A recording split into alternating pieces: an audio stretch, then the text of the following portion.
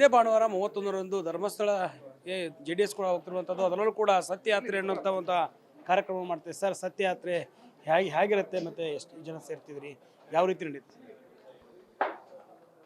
ಭಾನುವಾರದ ದಿನ 31ನೇ ತಾರೀಕು ಇದೇ ವಾರ ಇದೇ ತಿಂಗಳು ನಡೀತಾ ಇರ್ತಕ್ಕಂಥ ಧರ್ಮಸ್ಥಳ ಸತ್ಯಯಾತ್ರೆ. ಈಗಾಗಲೇ ಕಳೆದ ಒಂದೂವರೆ ತಿಂಗಳಿಂದ ಧರ್ಮಸ್ಥಳದ ವಿಚಾರವಾಗಿ ಧರ್ಮಸ್ಥಳದ ಮಂಜುನಾಥ ಸ್ವಾಮಿ ಅಣ್ಣಪ್ಪ ಸ್ವಾಮಿಗೆ ಅಪಮಾನ ಮಾಡ್ತಕ್ಕಂಥದ್ದಕ್ಕೆ ಸಾಕಷ್ಟು ಕಾಣದ ಕೈಗಳು ವ್ಯವಸ್ಥಿತವಾಗಿ ಒಂದು ಪಿತೂರಿಯನ್ನು ನಡೆಸಿರ್ತಕ್ಕಂಥದ್ದು ನಾವೇನು ನೋಡಿದ್ದೇವೆ. SITಯನ್ನು ಕೂಡ ತರಾತುರಿಯಲ್ಲಿ ಸರ್ಕಾರ ರಚನೆ ಮಾಡಿತ್ತು. ಆದರೆ ಎಂಥವರ ಮಾತನ್ನ ಪರಿಗಣನೆಗೆ ತಗೊಂಡು ಸರ್ಕಾರ SIT ರಚನೆ ಮಾಡ್ತು ಅಂದರೆ ಇದು ಭಾಳ ಹಾಸ್ಯಾಸ್ಪದ. ಯಾಕೆಂದರೆ ಆ ವ್ಯಕ್ತಿನೇ ಇವತ್ತು ಬ್ಯಾಕ್ ಆಫ್ ಆಗಿರ್ತಕ್ಕಂಥದ್ದು, ಕನ್ಫೆಸ್ ಮಾಡಿರ್ತಕ್ಕಂಥದ್ದು ನೀವು ನೋಡ್ತಾ ಇದ್ದೀರಿ.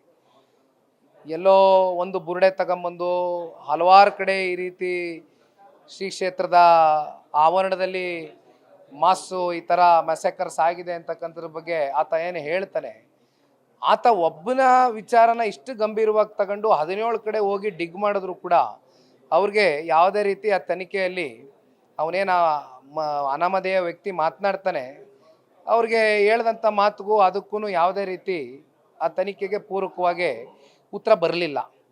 ಆದರೆ ಇವತ್ತು ಧರ್ಮಸ್ಥಳದ ವಿಚಾರಕ್ಕೆ ಸಂಬಂಧಪಟ್ಟಂತೆ ಕೋಟ್ಯಾಂತರ ಜನ ಅಸಂಖ್ಯಾತ ಭಕ್ತರುಗಳು, ಅದರಲ್ಲಿ ನಾನು ಕೂಡ ಒಬ್ಬ, ಬಾಲ್ಯದ ದಿನಗಳಿಂದ ಪ್ರತಿ ವರ್ಷ ಚಾಚು ತಪ್ಪದಿರ ನಾನು ನನ್ನ ಕುಟುಂಬದ ಸಮೇತರಾಗಿ ಧರ್ಮಸ್ಥಳಕ್ಕೆ ಹೋಗಿ ಮಂಜುನಾಥ ಸ್ವಾಮಿ ಅಣ್ಣಪ್ಪ ಸ್ವಾಮಿಯ ದರ್ಶನ ಪಡ್ಕೊಂಡು ಬರ್ತಕ್ಕಂಥ ಸಂಸ್ಕೃತಿ ನಾವೆಲ್ಲರೂ ಇಟ್ಕೊಂಡಿದ್ದೇವೆ ಹಿಂದೂ ಧರ್ಮದಲ್ಲಿ.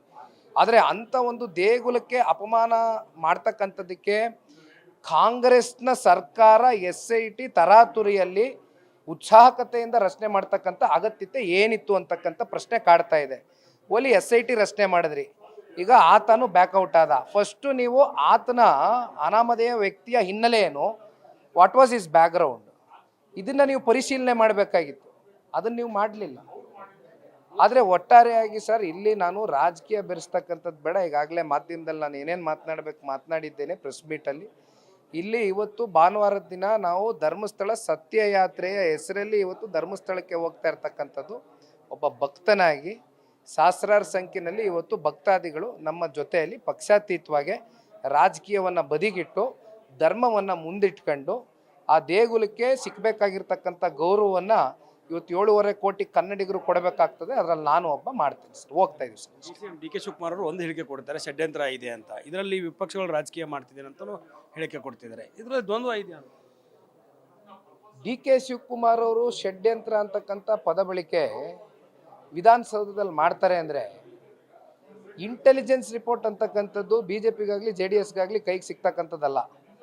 ಅದು ಆಡಳಿತ ಪಕ್ಷದಲ್ಲಿ ಇರ್ತಕ್ಕಂಥದ್ದು ಇಂಟೆಲಿಜೆನ್ಸ್ ರಿಪೋರ್ಟು. ಅವ್ರಿಗೆ ಹಾಗಿದ್ರೆ ಇದರಲ್ಲಿ ಒಂದು ಷಡ್ಯಂತ್ರ ಇದೆ ಅಂತಕ್ಕಂಥದ್ದು ಮುಂಚಿತವಾಗಿ ಗೊತ್ತಿದ್ರೆ ಇಷ್ಟೆಲ್ಲ ಅನಾಹುತಕ್ಕೆ ಇಷ್ಟೆಲ್ಲ SIT ರಚನೆ ಮಾಡ್ತಕ್ಕಂಥ ಅಗತ್ಯತೆ ಇತ್ತಾ? ಹೋಗ್ಲಿ, SIT ರಚನೆ ಮಾಡಿದ್ರಿಂದ 1% ಆದರೂ ಇದರಿಂದ ಏನಾದರೂ ಸತ್ಯಾಸತ್ಯತೆ ಈ ತನಿಖೆ ಮೂಲಕ ನೀವು ಹೊರಗಡೆ ತಗೊಂಡು ಬರ್ಲಿಕ್ಕಾಯ್ತಾ?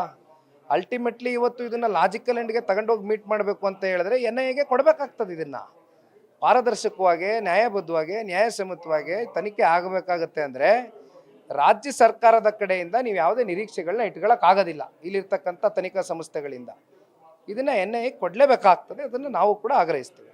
ಇವತ್ತು ಚಾಮುಂಡಿ ಬೆಟ್ಟ ಹಿಂದೂಗಳ ಧಾರ್ಮಿಕ ಕೇಂದ್ರ ಅಲ್ಲ ಅನ್ನುವಂಥ ಮಾತನ್ನು DK ಶಿವಕುಮಾರ್ ಅವರು ಹೇಳ್ತಾರೆ.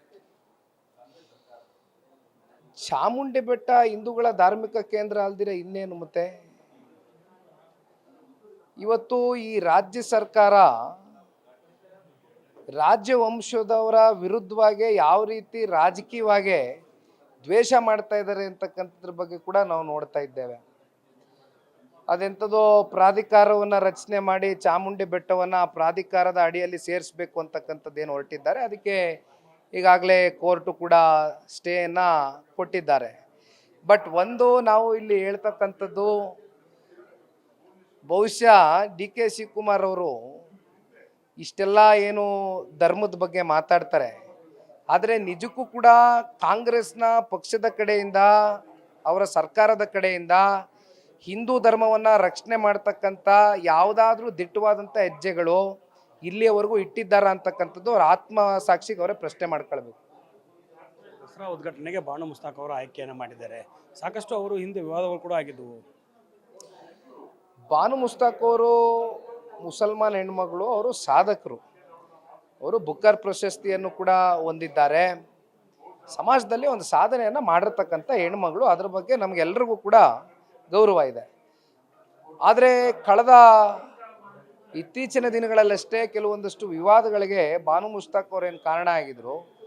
ಎಲ್ಲೋ ಒಂದು ಕಡೆ ಕನ್ನಡ ಮಾತೆ ಬಗ್ಗೆ, ಕನ್ನಡಾಂಬೆಯ ಬಗ್ಗೆ, ಅರ್ಶಿನ ಕುಂಕುಮದ ಬಗ್ಗೆ, ಅವ್ರಿಗೆ ಇರ್ತಕ್ಕಂಥ ಧರ್ಮದ ಬಗ್ಗೆ ಒಂದಷ್ಟು ರಿಸರ್ವೇಷನ್ಗಳೇನಿದೆ ಅದ್ರ ಬಗ್ಗೆ ಇವತ್ತು ನಾವು ಪ್ರಶ್ನೆ ಮಾಡಬೇಕಾಗ್ತದೆ.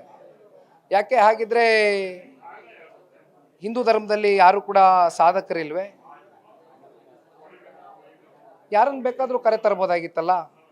ಈಗ ತಾನೇ ಧರ್ಮಸ್ಥಳ ವಿಚಾರದಲ್ಲಿ ವಿವಾದವನ್ನು ಸೃಷ್ಟಿ ಮಾಡಿದ್ದಾರೆ. ಈಗ ಮತ್ತೆ ಚಾಮುಂಡಿ ತಾಯಿಯ ಅಂಗಳಕ್ಕೆ ಹೋಗಿ ಇವತ್ತು ಅಲ್ಲಿ ವಿವಾದವನ್ನು ಸೃಷ್ಟಿ ಮಾಡ್ತಕ್ಕಂಥ ಕೆಲಸ ಮಾಡ್ತಾ ಇದ್ದಾರೆ. ಮುಂದೆ ಇನ್ಯಾವ್ಯಾವ ನಮ್ಮ ಧರ್ಮದ ದೇಗುಲಕ್ಕೆ ಬಂದು ಕೈ ಹಾಕ್ತಾರೆ ಏನೋ ಕಾಂಗ್ರೆಸ್ನವರು ಗೊತ್ತಿಲ್ಲ. ಆದರೆ ನಮಗಂತೂ ನೋಡಿ ಸರ್, ಇಲ್ಲಿ ಮುಸಲ್ಮಾನು, ಕ್ರೈಸ್ತರು, ಜೈನರು, ಹಿಂದೂ ಇವ್ಯಾವ ತಾರತಮ್ಯದ ಬಗ್ಗೆ ನಾವು ಚರ್ಚೆ ಮಾಡ್ತಾ ಇಲ್ಲ.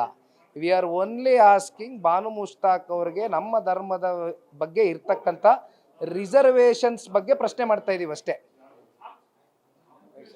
Thank you.